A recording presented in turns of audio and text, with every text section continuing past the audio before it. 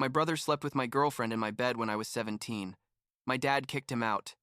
But 11 years later, when dad died of cancer, he never showed up. Now he's back begging for the $180K inheritance, and my family says I'm the bad guy for denying him everything. I'm 34 years old. I work as an IT systems technician, and I need to tell this story because basically the people around me, my Aunt Michelle especially, keep insisting that I should forgive and forget what happened like 17 years ago, but the truth is I don't think they can really understand what all of this meant to me. I guess I should start at the beginning.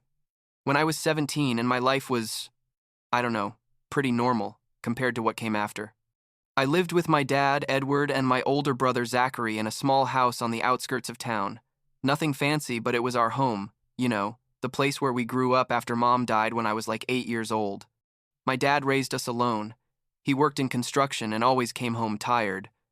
But he never, and I mean never, stopped being there for us. He was one of those people who valued loyalty above everything else. Like, for him, family was sacred and a man's word was his honor. Kind of old-fashioned stuff maybe, but it was important to us. Zachary was 25 at the time and had been living away for several years. He had studied something in business administration, I think. But things hadn't worked out very well for him, and he had moved back home like a year before. I was in my senior year of high school. I ran on the track team, and I had a girlfriend, Brittany, who I'd been dating for like a year and a half. It was my first serious relationship, one of those where you think you're going to be together forever because you're young and everything seems very intense. You know what I mean? Brittany came to the house a lot. My dad really liked her and Zachary got along well with her too. I mean, it was normal for them to be there when I wasn't, because we all lived together, and she was practically part of the family. Looking back, I should have seen the signs. Like, there were weird moments where I'd find them laughing together about something I didn't understand. Or where she'd mention things Zachary had told her, and I'd think, well, that's okay. They're friends. There's no problem with that. The day everything changed was a Tuesday in March. I remember it was Tuesday because we had track practice on Tuesdays and Thursdays, and that day the coach let us out early because there was a storm forming. I got home around 4 in the afternoon instead of 6, which was normal. And when I walked in, everything was quiet, which was weird because usually my dad had the radio on or Zachary was watching TV. I left my backpack in the living room and went straight to my room because I wanted to change out of my sweaty clothes. And when I opened my bedroom door, there they were, Brittany and Zachary. In my bed. And they weren't exactly playing cards, They froze when they saw me. I stood there in the doorway with my hand still on the handle, and I swear it felt like someone had punched me in the stomach. I couldn't breathe right. I couldn't process what I was seeing. Zachary tried to say something, like, Henry, wait, it's not what it looks like. But Brittany just covered herself with the sheet and started crying. I didn't say anything. I literally couldn't speak. I closed the door and went straight to the living room, sat on the couch and just stayed there staring at the wall, feeling my whole body shaking. I don't know how much time passed, maybe 10 minutes, maybe half an hour, but at some point I heard Brittany leave my room and leave the house without saying anything, and Zachary stayed there. I think in his room, without showing up. When my dad got home around 7 at night, I was still on the couch in the same spot, and he saw me and knew something bad had happened because he knew me too well.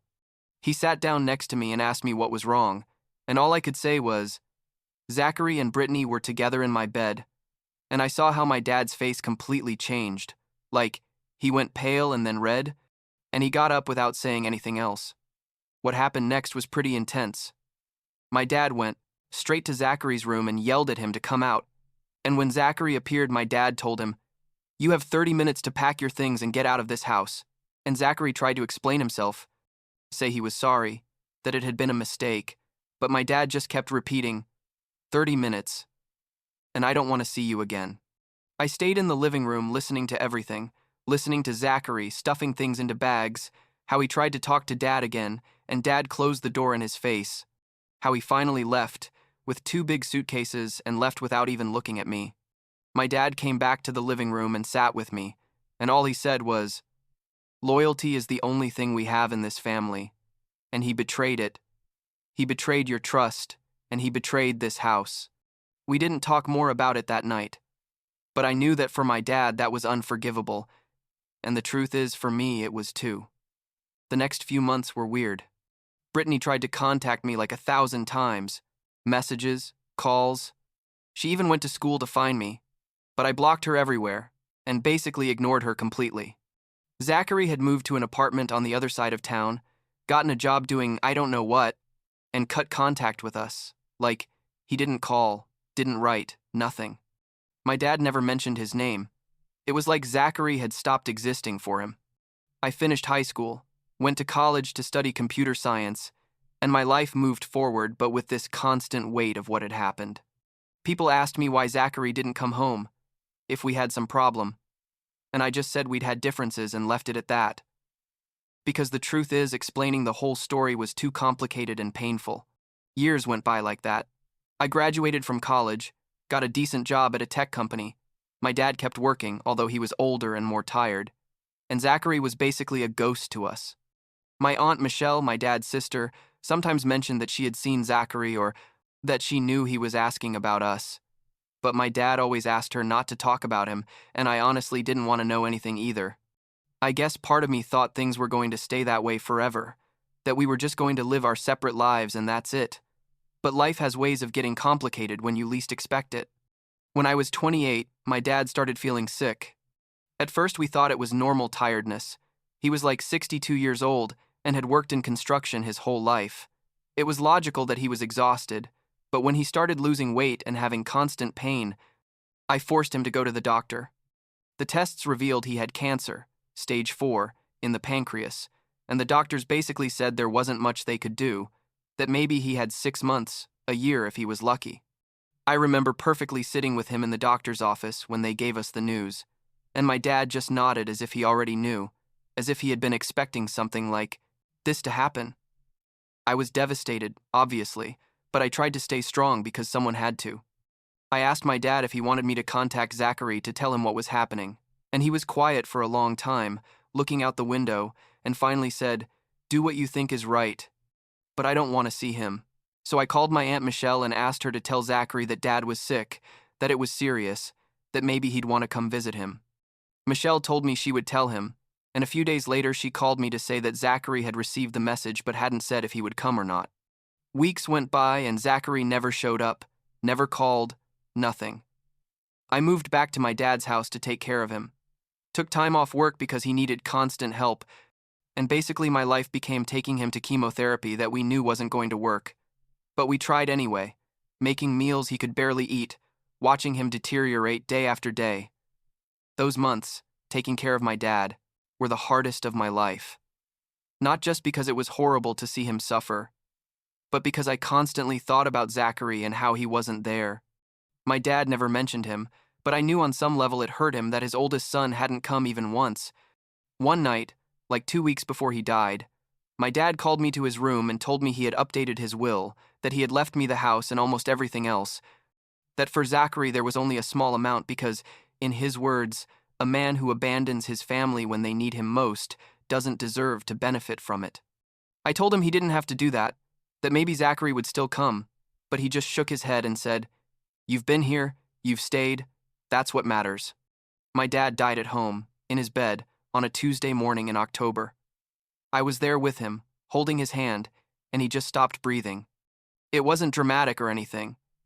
He just left, and I stayed there sitting. I don't know how long, probably hours, until I finally called the paramedics and my aunt. The funeral was small. Some of my dad's friends, co-workers, neighbors, my aunt, and some cousins. I had sent a message to Zachary through Michelle with the date and time of the funeral, thinking that maybe, just maybe, he would come to say goodbye to Dad, but he didn't show up. I remember standing there at the cemetery, watching them lower the casket, and feeling this mix of sadness for my dad and anger toward Zachary that was almost unbearable. After the funeral came all the legal procedures, the will, the bank accounts, the house. My dad's lawyer called me like 3 weeks after he died to review everything, and sure enough, my dad had left me the house that was already paid off, his savings, which weren't much but something, his car, basically everything except like $5,000 he had left for Zachary. The lawyer said Zachary had been notified too, and could come pick up his check whenever he wanted. I signed all the necessary papers, accepted the inheritance, and honestly thought that would be the end of it, that Zachary would pick up his money and we'd continue having no contact, but things didn't turn out that way. Like 2 weeks after the meeting with the lawyer, I got a message from a number I didn't know, but that was obviously from Zachary. The message said something like, "Hey Henry, I know we haven't talked in a long time, but I'd like to meet with you to talk. There are things I need to tell you. There are things we need to resolve. Please respond." I stared at the message for a long while, debating whether to answer or not, and finally decided yes, that maybe it was time to close this chapter once and for all. I replied that we could meet at a coffee shop near my work, neutral territory, and he accepted. We agreed to meet on a Saturday afternoon, and all week before the meeting I was nervous, wondering what he wanted to say, if he would apologize, if he would try to explain why he never came to see Dad. The day of the meeting, I arrived at the coffee shop like 15 minutes early, ordered a coffee I barely touched, and sat at a table near the window. Zachary arrived on time, and when I saw him walk in, it was weird because obviously he had changed in all those years, but he was still my brother. You know? He looked older, had some gray hair, had gained weight, but his eyes were the same. He sat across from me, ordered a coffee too, and there was an awkward silence before he started talking. He told me, "First of all, I'm sorry I didn't go to the funeral." I just nodded without saying anything, waiting for him to continue. He kept talking, saying he had thought a lot about everything that happened, that he regretted betraying my trust, that he had been young and stupid, and that he wanted us to be able to have a relationship again. Be brothers again. Up to that point, everything sounded good, like, I thought maybe he really was sorry, but then came the part where everything changed. Zachary went quiet for a moment, looking at his coffee, and then said, "I also wanted to talk to you about Dad's inheritance. I know he left me very little, and I understand why he did it. But honestly, I'm in a difficult financial situation right now, and I was wondering if you could consider sharing some of what Dad left you. Not all of it, but maybe a fair portion." And that's when I understood everything. Zachary didn't want to reconcile with me because he really cared about our relationship. He wanted the money. He wanted the house. He wanted to benefit from the inheritance of a father he had abandoned, who he hadn't visited even once while he was dying of cancer. I felt the anger rise up through my chest, hot and heavy, and I told him, "Let me see if I understand correctly. You didn't come when Dad was dying. You didn't come to his funeral. You haven't been in my life for more than 10 years. Since you got kicked out for sleeping with my girlfriend in my bed, but now you want me to share the inheritance with you because you're short on money." Zachary tried to defend himself, saying it wasn't just about the money, that he really wanted to fix things between us, but that he also needed help, that Dad had been unfair by leaving him practically out of the will. I told him that Dad had been more than fair, that he had earned exactly what he received, that loyalty and commitment have value, and he hadn't shown either. I reminded him that I had been there every day, taking care of Dad, taking him to the hospital, cleaning up when he vomited from chemo, holding his hand when he had nightmares. And him, where had he been? In his apartment, living his life, completely ignoring that his father was dying. Zachary got defensive, started raising his voice, saying I didn't understand his situation, that it had been hard for him too, that Dad had treated him like he was dead since he kicked him out of the house. I told him, yes, that Dad had treated him that way because that was what he deserved, that actions have consequences, and he was living with the consequences of his decisions. People in the coffee shop started looking at us, and Zachary noticed and lowered his voice. But he kept insisting, saying we were family, that family helps each other, that Dad would have wanted us to get along. That's what finally set me off. I told him, don't talk to me about what Dad would have wanted. You weren't there to know what Dad wanted. I was. And I can tell you that what he wanted was a son who respected and cared for him, and that son was me, not you. Zachary went quiet.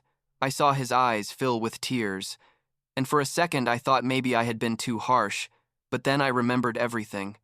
I remembered finding him with Brittany. I remembered the years of silence. I remembered being alone in the hospital with Dad while he was who knows where, and the guilt evaporated. I told him it wasn't going to share any of the inheritance with him, that Dad had made his decision consciously, and I was going to respect that decision, and that if he needed money, he could work like everyone else. Zachary got up from the table, threw down some coins for the coffee he hadn't touched, and before leaving he told me, "You're going to regret this, Henry. Family is all we have, and you're throwing that away." I replied that he had thrown our family away 17 years ago, and that I was just picking up the pieces.